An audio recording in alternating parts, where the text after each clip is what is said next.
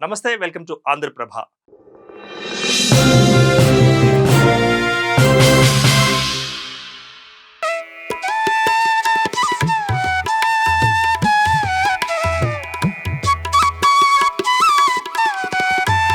ఆదివాసీ గిరిజనుల ఆరాధ్య దైవాలైన మేడారం మహాజాతర ఆసియా ఖండంలోనే అతిపెద్ద జాతరగా పేరుగాంచిన మేడారం సమ్మక్క సారలమ్మ మహాజాతరకు కేంద్ర బిందువైన దేవాలయం ఇప్పుడు చరిత్రలోనే నిలిచిపోయేలా నూతన రూపం సంతరించుకుంటోంది.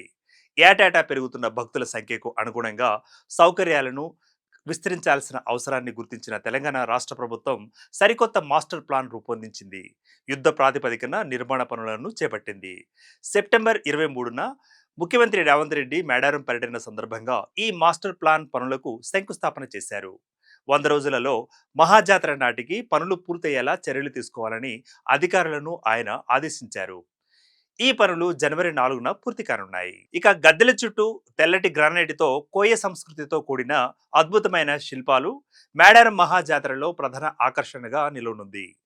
సమ్మక్క సారలమ్మ తల్లుల గద్దెల ప్రాంగణం పూర్తిగా కొత్త అవతారం ఎత్తుతోంది.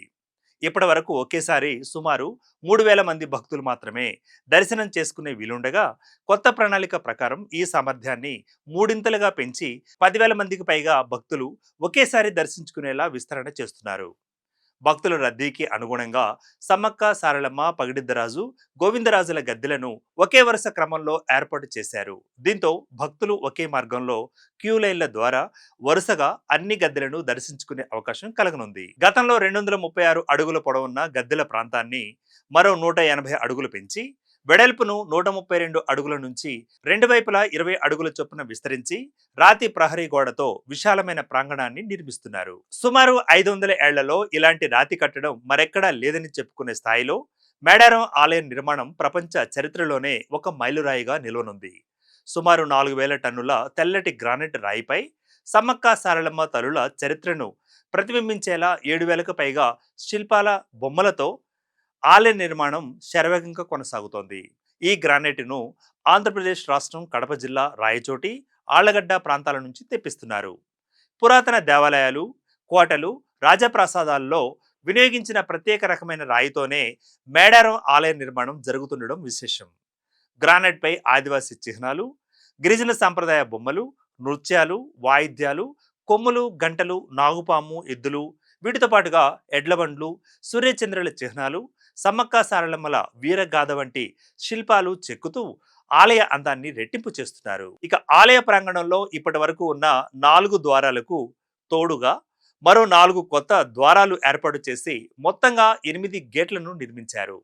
ప్రధాన ద్వారం ప్రక్కన 2 కొత్త ఎంట్రీలు, కుడి ఎడమ వైపులా విడివిడిగా క్యూ లైన్లు, వీటికి తోడు 2 కొత్త బయటకు గేట్లను ఏర్పాటు చేయడంతో భక్తులు వేగంగా, సులువుగా దర్శనం చేసుకొని బయటకు వెళ్లే వీలు కలగనుంది. అలాగే అత్యవసర సేవలు, పోలీస్ అధికారులు, పూజారుల కోసం 2 వైపులా మినీ ప్రవేశ ద్వారాలు కూడా ఏర్పాటు చేస్తున్నారు. మహాజాతర దగ్గర పడుతున్న కొద్దీ మాస్టర్ ప్లాన్ల పనులు శరవేగంగా కొనసాగుతున్నాయి. ఈసారి మేడారం మహాజాతర కేవలం ఆధ్యాత్మిక ఉత్సవం మాత్రమే కాకుండా తెలంగాణ సంస్కృతి, గిరిజన సంప్రదాయాల ప్రతీకగా చరిత్రలో నిలిచిపోనుంది. తెల్లటి గ్రానైట్తో రూపుదిద్దుకుంటున్న ఈ మహా ఆలయం రానున్న తరాల వరకు భక్తులకు, పరిశోధకులకు, పర్యాటకులకు ఒక అద్భుత వారసత్వ కట్టడంగా నిలవనుందని అధికారులు భావిస్తున్నారు. ఈ మహాజాతర పనులు 1000 ఏండ్లు ఉండేలా, భక్తకోటి మెచ్చేలా పనులను రాష్ట్ర ప్రభుత్వం ప్రతిష్టాత్మకంగా తీసుకొని చేస్తోంది. గిరిజన సంస్కృతికి శిల్ప సాక్ష్యంగా మేడారం సమ్మక్క సారలమ్మ మహాజాతర నిలిచిపోనుంది. Keep watching Andhraprabha.